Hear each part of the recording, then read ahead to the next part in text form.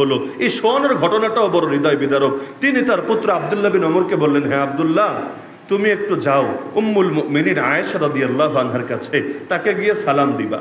অনুমতি দিলে তারপর কথা বলবা, অনুমতি না দিলে তুমি চলে আসবা। যদি তোমাকে অনুমতি দেয় তুমি বলবা যে ওমর তো আপনাকে সালাম জানিয়েছেন, খবরদার আমিরুল মুমিনিন বলবা না, কারণ আমি আর এখন আমির নাই, আরে আমার আমিরগিরি শেষ।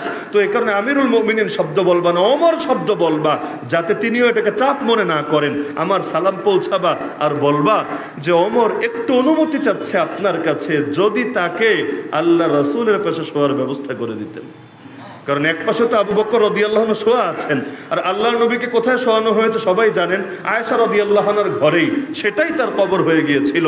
তো এক পাশে তো শোয়া আছেন আবু বকর রাদিয়াল্লাহু আনহু, তো আমার পক্ষ থেকে সালাম জানাবা, খবরদার আমিরুল মুমিনিন বলবা না। এরপর তিনি যদি অনুমতি দেন তোমাকে কথা বলার, তাহলে তুমি সেই ক্ষেত্রে বলবা যে ওমর রাসূলের পাশে, দুনিয়াতেও তো সারা জীবন পাশে পাশেই ছিল, এখন মাটির ক্ষেত্রেও একটু পাশে থাকার অনুমতি চাচ্ছে। তো যখন আব্দুল্লাহ বিন ওমর গেলেন, সালাম দিলেন, আয়েশা রাদিয়াল্লাহু আনহা শুনলেন, শুনে তিনিও কেঁদে ফেললেন। তিনি বললেন, আরে এই জায়গাটা তো আমি নিজের জন্য নির্বাচন করে রেখেছিলাম, আমারও তো দিল চায় আল্লাহ রসুল সাল্লাল্লাহু আলাইহি ওয়াসাল্লামের সঙ্গে গোটা জীবন ভর ছিলাম, আল্লাহ নবী আমাকে সবচাইতে বেশি ভালোবাসতেন, তা আমার ওয়াফাতের পর আল্লাহ রসুলের পাশেই থাকবো। কিন্তু শোনো, আমি স্যাক্রিফাইস করলাম আল্লাহর জন্য, আমি ওমরকে আমার নিজের উপর প্রাধান্য দিলাম, গিয়ে আমার সালাম জানিও আর বলো যে ঠিক আছে, ওমরের মৃত্যুর পর তাকে আল্লাহ রসুলের পাশেই সমাহিত করা হবে ইনশাআল্লাহ। ওমর রাদিয়াল্লাহু আনহুকে সংবাদ দেওয়া হলো।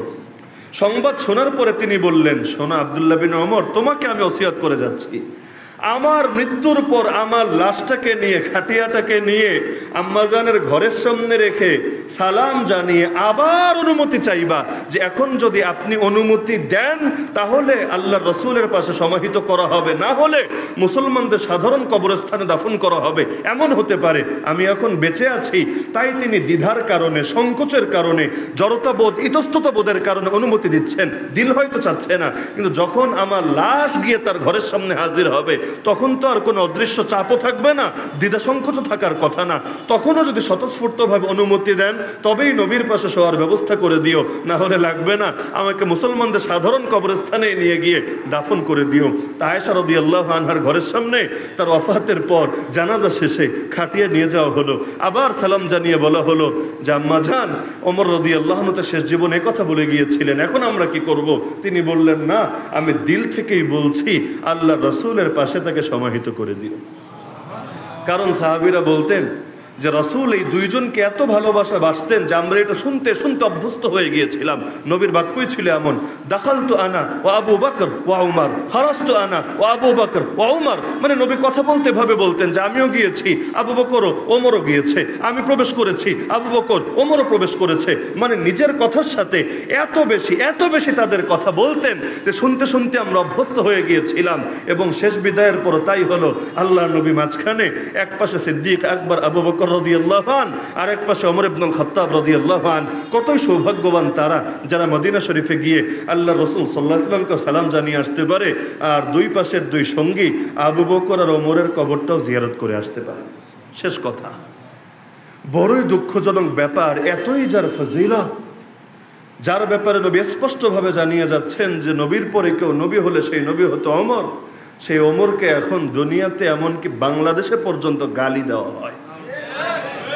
আরে আহলে বাইতকে ভালোবাসা আল্লাহর কসম ঈমানের অংশ। কেউ যদি আহলে বাইতকে ভালো না বাসে সে নিজেকে কিছুতে ঈমানদার পরিচয় দিতে পারে না। তবে দুঃখজনক ব্যাপার হলো এই আহলে বাইতের ভালোবাসাকে একদল ঢাল বানায়, ব্যানার বানায়।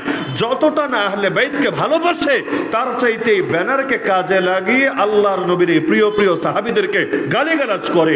ইরানে গেলে যেমন দেয়ালে দেয়ালে দেখতে পাওয়া যায় আবু বকরের উপর লানত, ওমরের উপর লানত, ওসমানের উপর লানত, নাউযুবিল্লাহি মিন যালিক। এমন আপনারা দেখার কথা, কিছুদিন আগে এক লোক শিয়া হয়েছে, তো তাকে শিয়া বানানোর জন্য যে বাক্যগুলো দিয়ে তার বায়াত নেওয়া হচ্ছে, এর মধ্যেই এই গালিগুলোকে অন্তর্ভুক্ত করা হয়েছে যে আবু বকরের নামে গালি, ওমরের নামে গালি, ওসমানের নামে গালি, এমনকি আম্মা জান আয়েশা রাদিয়াল্লাহু আনহার নামে গালি। আরে এটা কোন মহব্বত যার ব্যাপারে আল্লাহ জানাচ্ছেন রাদিয়াল্লাহু আনহুম, আল্লাহ তাদের উপর খুশি।